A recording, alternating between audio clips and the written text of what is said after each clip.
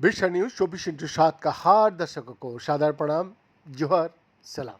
दर्शक, व्यक्तिगत भ्रूण स्टेम कोशिकाओं के भाग्यों पर नजर रखकर शोधकर्ताओं ने पाया है कि एंडोडर्म कोशिकाएं, प्रारंभिक भ्रूण कोशिकाएं जो आंत और फेफड़े जैसी ऊतकों को जन्म देती है और कई अभिसारी विकासात्मक पथों से उत्पन्न होती है, जो रैखिक प्रोक्षेप पथों का अनुसरण करने वाली कोशिकाओं के बारे में लंबे समय से चली आ रही धारणाओं को चुनौती दे रहा है।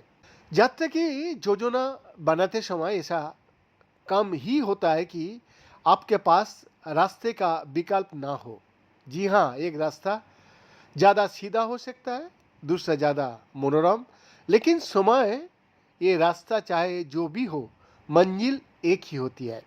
अभिसारी पथों की ये अवधारणा विकासात्मक जीव विज्ञान में भी देखी जा सकती है, जहां भ्रूण कोशिकाएं विशिष्ट बनने के लिए रास्ता अपनाती है।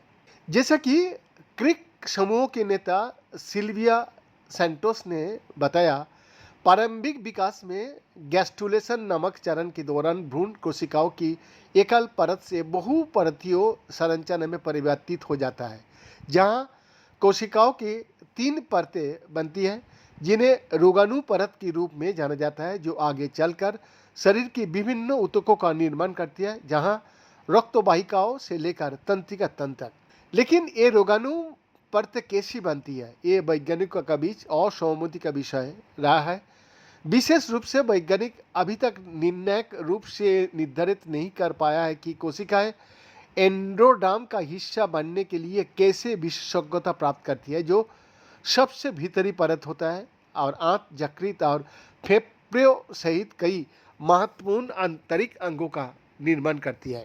कोशिका भाग्य वंश की कई मॉडल प्रस्तुत किया गया है। कुछ शोधकर्ताओं ने एक पारंपरिक सीधा मार्ग प्रस्तावित किया है, जहां स्टेम कोशिकाओं को संकेतों द्वारा निर्देशित और धीरे धीरे प्रतिबंधित किया जाता है।